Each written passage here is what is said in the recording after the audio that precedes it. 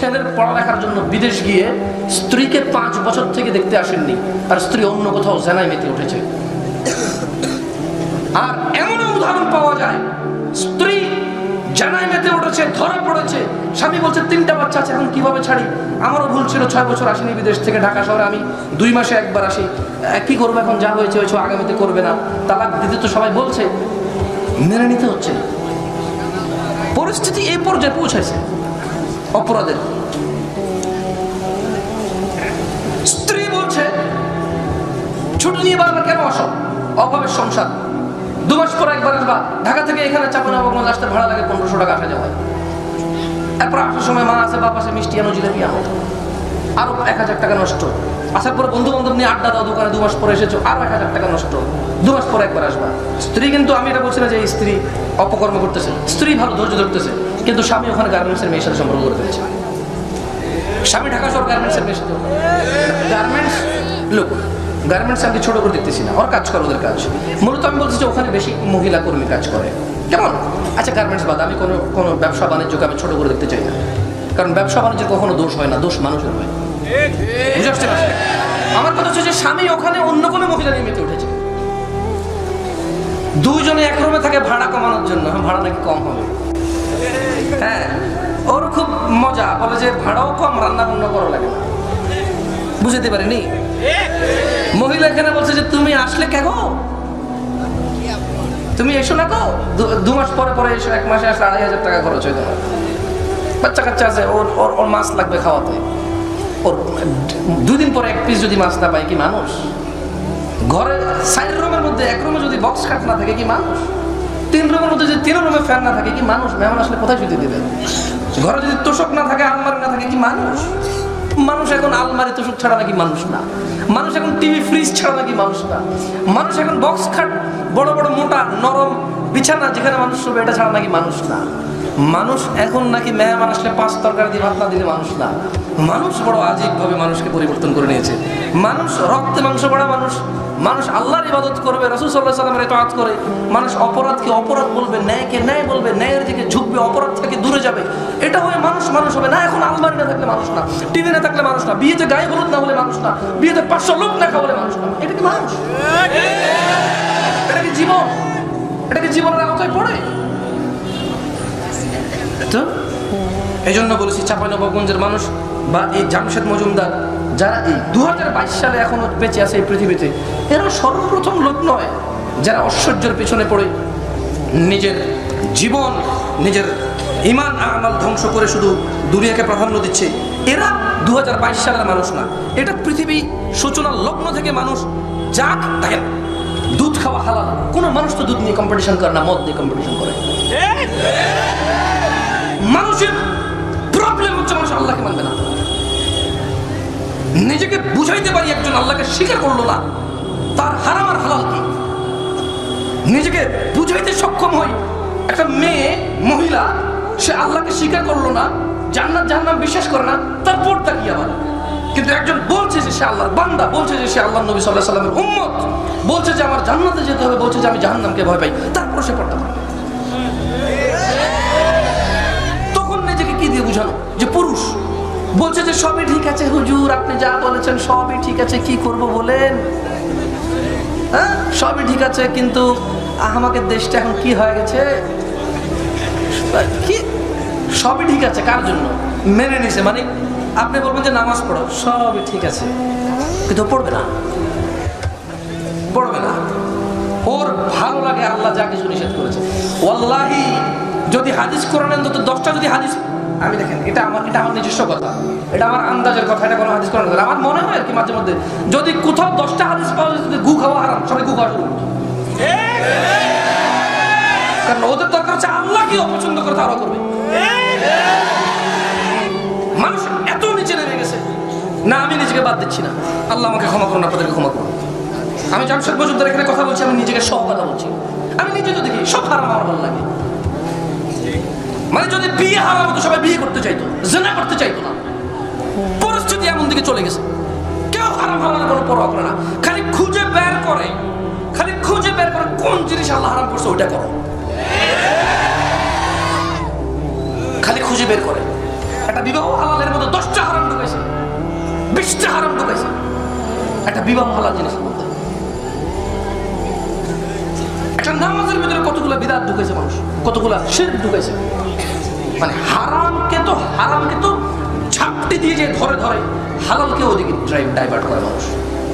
মানুষের স্বভাব এমন হয়ে গেছে যে আল্লাহ সৃষ্টি করেছে ওকে আল্লাহ পৃথিবীতে প্রেরণ করেছে, ও দেওয়া দুটি চোখ আল্লাহর। আলাম নাজআল লাহু আইনাইন ওয়া লিসানান ওয়া শাফাতাইন ওয়া হাদাইনাহু নাজদাইন।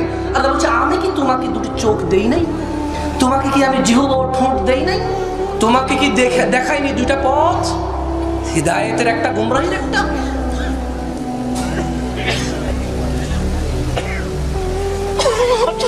তোমার চোখ কে দিয়েছে চাঁপাইনবাবগঞ্জবাসী? এই দু চোখ দিয়ে কি দেখবে আর কি দেখবে না, যিনি চোখ দিয়েছে তিনি ওটা নির্ধারণ করে দিয়েছে। তোমার উচিত চোখের মালিকের অনুযায়ী প্রক্ষেপ করা। যিনি চোখের মালিক, উনি যা দেখতে বলেছে তা বেশি বেশি দেখা, উনি যা দেখতে বলেন তা মৃত্যুর যেতে বেশি ঘৃণা করা উচিত। চাঁপাইনবাবগঞ্জবাসী 2022 সাল তোমরা যারা পাচ্ছ, বেঁচে আছো, আল্লাহর শুকরিয়ায় মেতে ওঠো, কারণ তুমি এখনো নিঃশ্বাস নিতে পারছো। নিঃশ্বাস আছে বলেই তুমি ক্ষমা পাওয়ার এখন পর্যন্ত যোগ্য। মালাকুল মাউত যখন তোমার নাকের সামনে আসবে, তুমি বিশ্বাস করো তোমার অপরাধ ক্ষমা চাওয়ার সুযোগও থাকবে না, চাইলেও কাজ হবে না। তুমি দেখেছো যারা জাহাজ থেকে ডুবে যায় কেউ ভেসে উঠতে পারে? তুমি দেখেছো যার ঘরে আগুন লাগে দরজা বন্ধ থাকে জ্বলা ছাড়া সে বের হতে পারে? মনে রাখো মালাকুল মউত আসলে এক্স্যাক্টলি ওইরকম হবে। তোমার এই দুহাত তখন চলবে না, তোমার দু পা তখন চলবে না, এই দাম্ভিক শরীর তখন কাজ করবে না, আর মালাকুল মউত এসে তোমার জীবন রূহ নিয়ে চলে যাবে। তখন তুমি ওই যে শক্তি খাটিতে যে বলবে আল্লাহ আমাকে মাফ করো, হয়তো তোমার ভাগ্য হবে না, হয়তো আমার ভাগ্য হবে না। আল্লাহ আমাদেরকে ক্ষমা করুন, আল্লাহ আমাদেরকে মালাকুল মউত আসার পূর্বে আল্লাহ আমাদেরকে হিদায়াতের অটল পথের দিশারি এবং আল্লাহ আমাদেরকে জান্নাতমুখী কাজে অগ্রগামী করে তুলুন, আল্লাহুম্মা আমিন। শোনো চাপাইয়ের মানুষ, তোমাদেরকে বলি, তোমাদের পূর্বে এরকম কখনো হয়নি যে একটা জাতি ছিল আর সেই জাতি কখনোই টাকা পয়সা ভালোবাসে নাই, ছেলে সন্তানের মায়ে আল্লাহর বিরোধিতা করে নাই। আল্লাহ তাআলা কি বলছে শুনবে?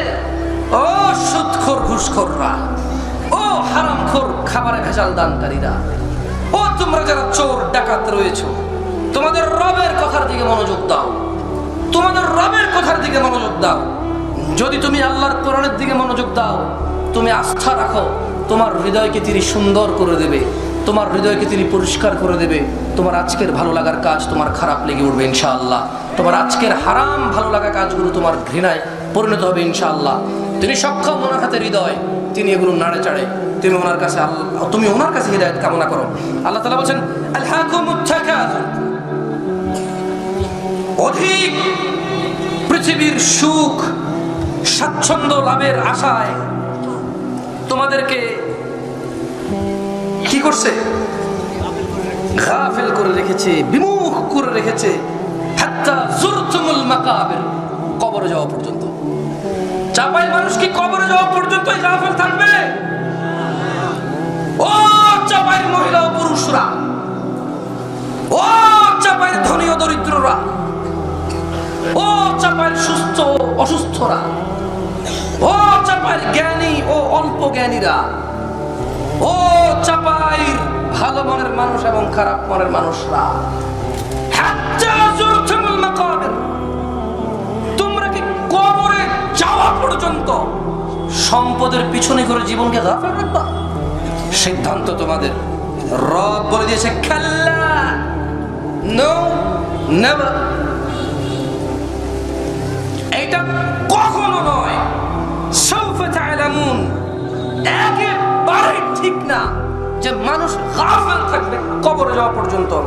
শিগগিরই মানুষ জানবে। সুম্মা, অতঃপর, কাল্লা সাউফা তা'লামুন। আবার বলছে আল্লাহ, মোটেও ঠিক নয়, খুব শীঘ্রই মানুষ জানবে। তুমি তো যুবক ধরে নিয়েছো, 20 বছর বয়স, 60 পর্যন্ত বাঁচবা, এখনো 40 বাকি। আল্লাহ বলছে যে সাউফা তা'লামুন, অচিরেই, খুব সময় রয়েছে, খুব শীঘ্রই এরা জানবে। কাল্লা লাউ তা'লামুনা ইলমাল ইয়াকিন, কখনো না। তোমরা যদি নিশ্চিত জ্ঞানের ভিত্তিতে জানতে তাহলে সাবধান হয়ে যেতে। লাতারাউন্নাল জাহিম, তোমাদের অবশ্যই অবশ্যই জাহান্নাম দেখতে হবে। সুম্মা লাতারাউন্নাহা আইনাল ইয়াকিন, আল্লাহ বলছে আবার বলি, সুম্মা লাতারাউন্নাহা আইনাল ইয়াকিন, আবার বলি অবশ্যই অবশ্যই দিব্য দৃষ্টিতে তোমরা জাহান্নামকে দেখতে পাবে। সুম্মা লাতুসআলুন্না ইয়াওমাইযিন আনিন নাঈম, তারপর তোমাদের অবশ্যই যাহা কিছু দেওয়া হয়েছে এমন সব কিছু সম্পর্কে জিজ্ঞেস করা হবে। জিজ্ঞেস করা হবে মা সম্পর্কে দিয়েছে আল্লাহ, মমতাময়ী মা। জিজ্ঞেস করা হবে পা সম্পর্কে, যা দিয়ে তুমি হেঁটে বেড়াইতা। জিজ্ঞেস করা হবে তোমার এই মগজ মস্তিষ্ক মেমোরি, যা দিয়ে তুমি অনেক কিছু শিখেছো, মুখস্থ করেছো, লাখ টাকা দামের চাকরির সাথে কোটি টাকা দামের ঘুষ খেয়েছো। এই মেধা দিয়েই তো, এই মেধা কে দিয়েছে?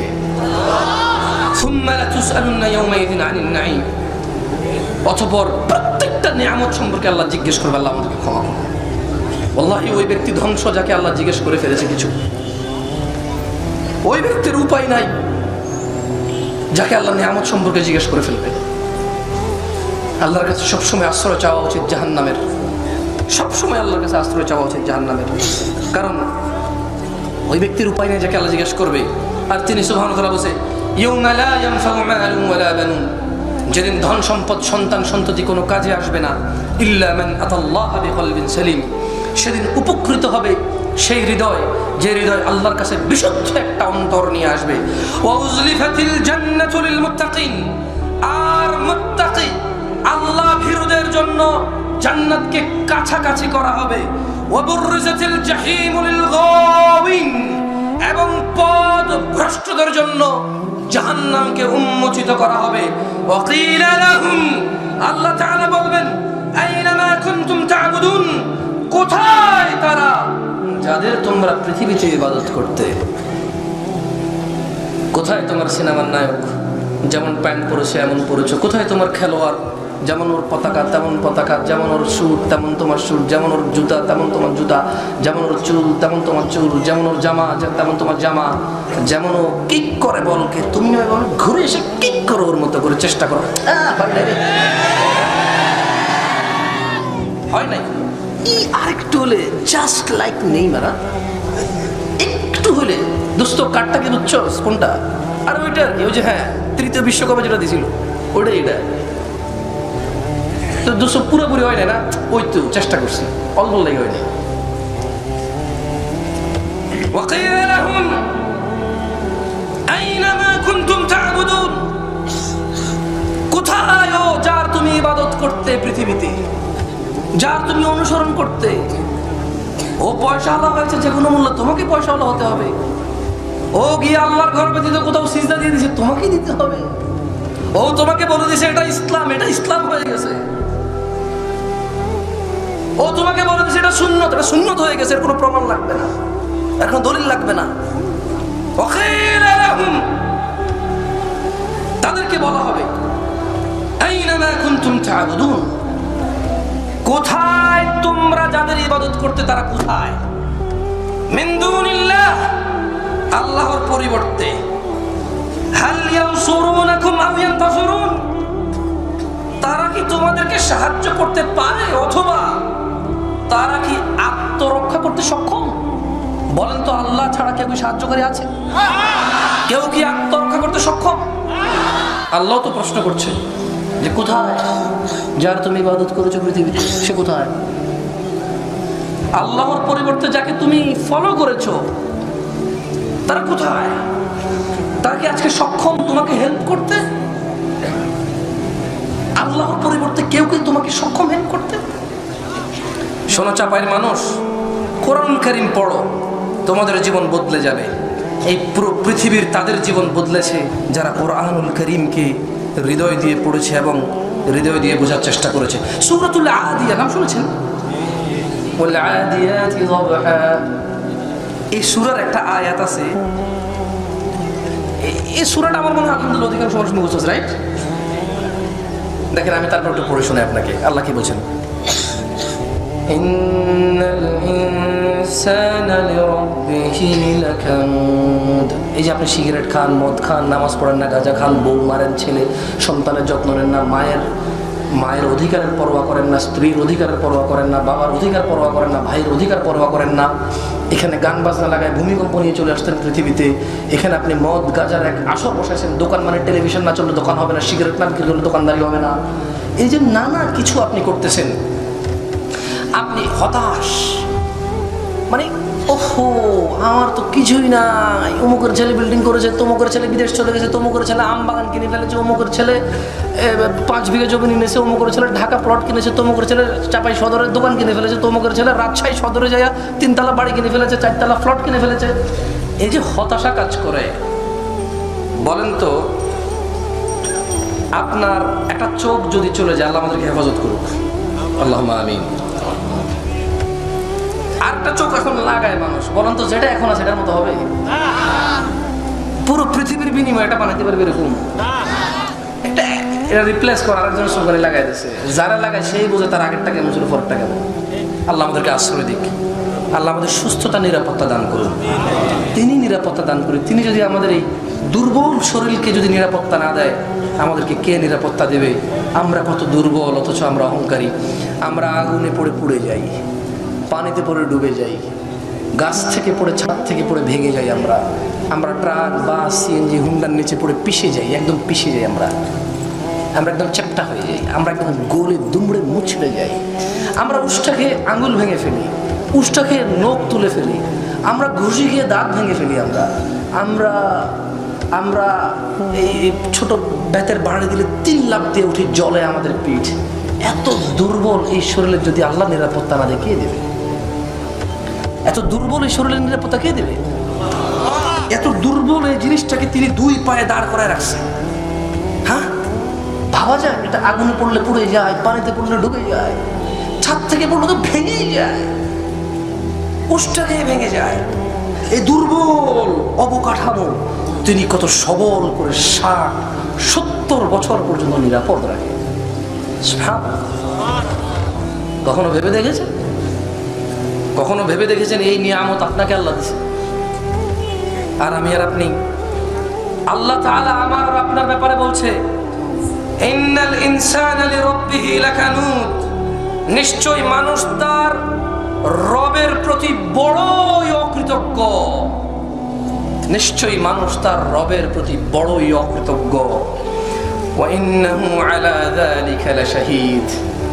আর সে যে অকৃতজ্ঞ এর জন্য সে নিজেই সাক্ষী। বলেন, আপনার অপরাধ কি আপনি জানেন না? আপনার অপরাধ আপনি জানেন? এগুলো সাক্ষী কে পেলে? আল্লাহ কি ভুল বলেছে? আল্লাহ ভুল বলেনি। চাপাইর মানুষ, আল্লাহকে ভয় করো এবং ভালোবাসো।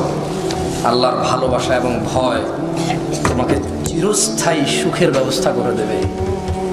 আল্লাহর ভয় ও ভালোবাসা তোমাকে চিরস্থায়ী সুখী করবে।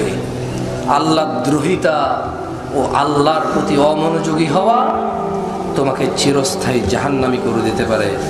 সো তুমি ভয় পাও সেই রবকে, যেই রব এই পৃথিবী পরিচালনা করেন এককভাবে, সুবহানাল্লাহ। যিনি আসমান ও জমিনের মালিক, যিনি আসমান ও জমিনের যত শূন্য স্থান আছে এর চাইতেও বেশি যিনি ক্ষমাকারী, এর চাইতে বেশি যিনি দয়ালু, ওনাকে ভয় করো, ভালোবাসো। আমরা আল্লাহকে যদি ভালোবাসি এবং চিনতে চাই, তাহলে মাধ্যম কি বলেন তো? মাধ্যম কে? হ্যাঁ, চাপাইয়ের মানুষকে আমি আরো বেশি বুঝের মনে করি। এই এলাকা সম্পর্কে আমার ভালো ধারণা আছে। রাজশাহী আর কি, চাপাই বলতে তো ইদানিং চাপাই চিনতেছি, আগে তো রাজশাহী বুঝতাম। তো রাজশাহীর মানুষ সম্পর্কে কিন্তু ইসলামিক জ্ঞানে আমাদের ভালো উন্নত ধারণা আছে, আলহামদুলিল্লাহ। আমরা যখন রাজশাহী শুনি, আমরা মনে করি এরা, সবার কথা জানি না, সব জায়গায় আছে ভালো মন্দ সব পেলে, কিন্তু আমরা যখন রাজশাহী শুনি, স্পেশালি আমি যখন শুনি, কারণ আমার সৌদি আরবে যারা উস্তাদ ছিল বেশিরভাগই উত্তরবঙ্গ ছিল, তো সেই জন্য আমার এই এলাকা সম্পর্কে ভালো ধারণা। সব এলাকায় আছে শিক্ষিত মানুষ, ভালো মানুষ, কিন্তু যেহেতু আমি যাদেরকে পেয়েছি উস্তাদের মধ্যে, তাদের অধিকাংশ উত্তরবঙ্গ ছিল। তো সেই জন্য এই এলাকা সম্পর্কে আমার ভালো ধারণা আছে। আল্লাহ সুবহানাহু ওয়া তাআলাকে চিনতে হলে মাধ্যম কে? এই দেখছেন, বলছিলাম ভালো ধারণা আছে, এখন যে মুখ খুলছে, এতক্ষণ মুখ খুলে নাই। তার মানে মাশাআল্লাহ আপনারা জানেন আল্লাহর কাছে যেতে হলে কে লাগবে? রাসূল সাল্লাল্লাহু আলাইহি ওয়াসাল্লাম লাগবে না? তবে এই রাসূল না, গাছে চিনলো, মাছে চিনলো, চিনলো বনের হরিণে, এইরকম না, এইরকম না। আবু বকর যাকে চিনছে, উসমান যাকে চিনছে, আলী যাকে চিনছে, হাসান হুসাইন যাকে চিনছে, ফাতিমা যাকে চিনছে রাদিয়াল্লাহু তাআলা আনহুম আজমাইন রাদিয়াল্লাহু তাআলা আনহা, ওই মুহাম্মদ সাল্লাল্লাহু আলাইহি ওয়াসাল্লামকে অনুসরণ করতে হবে। যেই মুহাম্মদ সাল্লাল্লাহু আলাইহি ওয়াসাল্লামের কথা ঈসা আলাইহিস সালাম বলে গিয়েছে, যেই মুহাম্মদ সাল্লাল্লাহু আলাইহি ওয়াসাল্লাম খাতামান নবিয়্যিন, এই পৃথিবীর সর্বশেষ এবং চূড়ান্ত নবী হয়েছে, ওনাকে চিনতে হবে। আল্লাহকে পেতে হলে চাপারি মানুষ সুন্নত ছাড়া উপায় নেই, সুন্নত ছাড়া উপায় নেই। চাপারি মানুষ আল্লাহকে চিনতে হলে আল্লাহ সুবহানাহু ওয়া তাআলা বলেন ইন্নাদ দীনা ইনদাল্লাহিল ইসলাম, নিশ্চয়ই আল্লাহর নিকট একমাত্র দিন হচ্ছে কি? ইসলাম।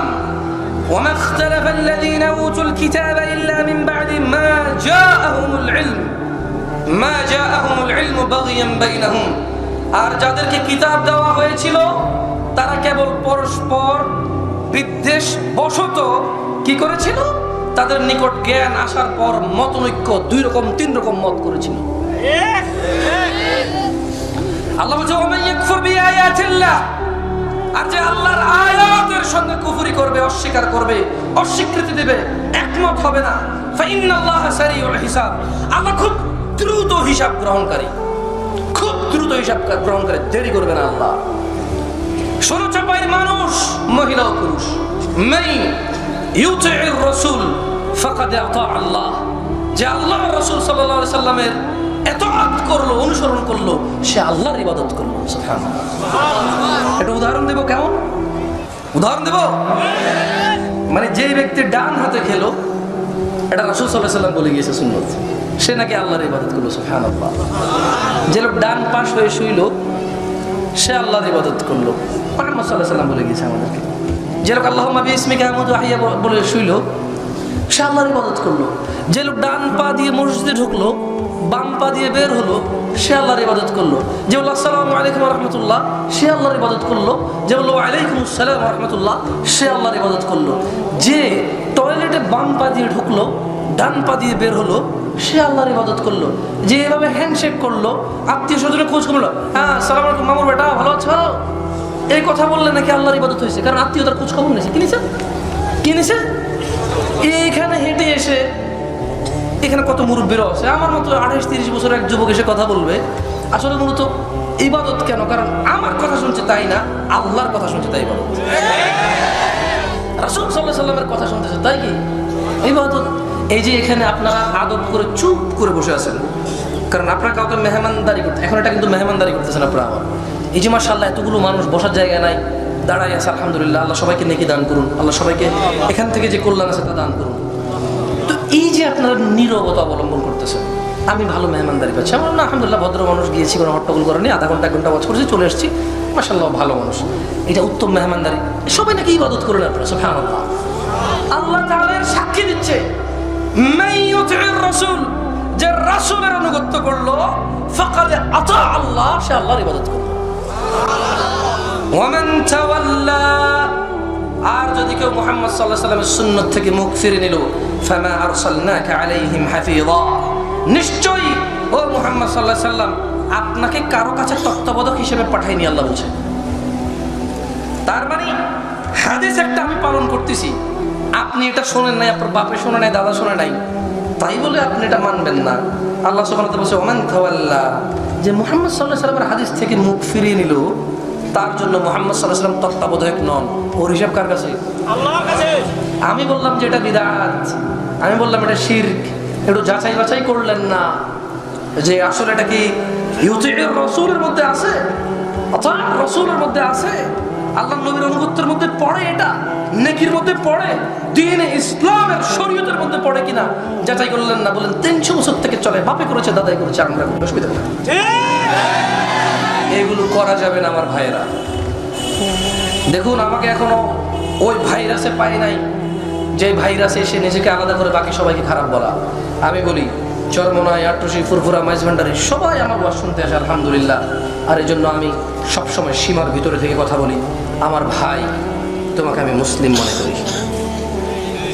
তুমি যেমন বাংলাদেশি, তেমনি ইন্ডিয়ান আছে, পাকিস্তানি আছে, সৌদি আছে, অনেক দেশের মুসলিম আছে। তাই বাংলাদেশে বহু ধরনের দলে বিভক্ত হয়ে গেছি আমরা।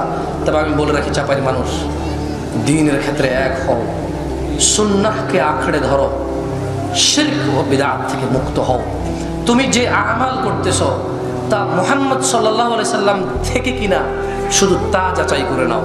যদি কেউ তোমাকে প্রশ্ন ছড়ে, এই তুমি যেটা করছো সেটা বিদআত, হাদিসে নেই, ওকে এভাবে উড়ে ছড়ে ফেলে দিও না, আমার অনুরোধ রইল। তুমি ওকে বাদ দাও, অন্য কাউকে বাদ দাও। তুমি নিজে একটু দেখো না যে সোজা মুহাম্মদ সাল্লাল্লাহু আলাইহি সাল্লাম থেকে সাহাবীদের থ্রুতে এই আমলটা সাব্যস্ত কিনা। যদি সাব্যস্ত হয়, তুমি তোমার ওই ভাইকে দাওয়াত দাও যে দেখো ভাই, তুমি একটা সহিহ হাদিসকে তুমি কিন্তু বিদআত বলে ফেললা, তুমি কিন্তু সাবধান হও, তুমি নবীর সুন্নতকে অবজ্ঞা করলা। আর যদি হাদিস এবং কোরআনে যদি কোথাও তোমার আমল খুঁজে না পাও, তাহলে তুমি যে আমল করতেছো তা ত্যাগ করো। এতে তোমার কল্যাণ, ওয়াল্লাহি এতে তোমার কল্যাণ, এতেই তোমার কল্যাণ নিহিত আছে। কেন? আমি বলি, এটা আমি বলিনি, মানে আল্লাহ নবী সাল্লাল্লাহু আলাইহি সাল্লামের কিছু পেলে আঁকড়ে ধরা, আল্লাহ নবী সাল্লাল্লাহু আলাইহি সাল্লামের পক্ষ থেকে যদি কোনো কিছু দিন না হয়, নেকি মনে করে যদি করা হয়, তাহলে তা ত্যাগ করা, এই আদেশকার আল্লাহ তাআলা বলেন, আউযু বিল্লাহি মিনাশ শাইতানির রাজীম, ওয়া মা আতাকুমুর রাসূলু ফাখুযূহু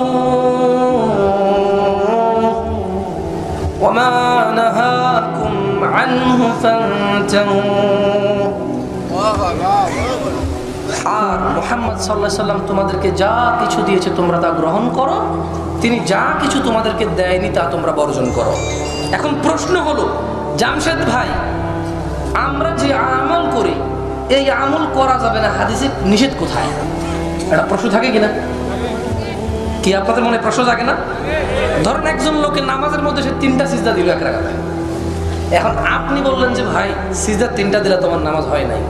সে যদি আপনাকে বলে যে আচ্ছা 2টা সিজদা দিতে হবে বলা আছে, 3টা সিজদা দেওয়া যাবে না, কোথায় বলা আছে?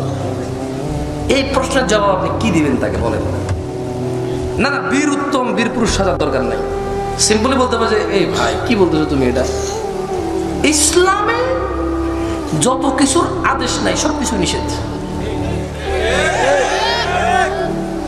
না না, লাইট জ্বালানো আদেশ নিষেধ লাগবে না, এটা উপকারের জিনিস, মনে ছেড়ে জ্বালাও, মনে ছেড়ে জ্বালাও না। আমি সোয়াবের কাজ বলতেছি, কি নেকির কাজ, কি নেকির কাজ, জান্নাতে যাওয়ার কাজ, ইসলাম পালনের কাজ, রাসূল সাল্লাল্লাহু আলাইহি সাল্লামের অনুসরণের কাজ, আল্লাহর ইবাদতের কাজের কথা বলতেছি। মানে আল্লাহর ইবাদত নেকি হবে, সওয়াব হবে, জান্নাতমুখী করবে, সুন্নত বলে সাব্যস্ত হবে, এই ধরনের জিনিস ফরজ বলে সাব্যস্ত হবে। এই ধরনের জিনিসের জন্য অকাট্য আদেশের দরকার আছে। কি আছে? এই সুন্নত এবং ফরজের জন্য যদি আদেশ না থাকে সব নিষেধ। বুঝতে পারছি না? পারি নেই। যেমন উদাহরণস্বরূপ বলি, এখানে যদি এখন একটা ফ্যান চলে, কোনো অসুবিধা আছে?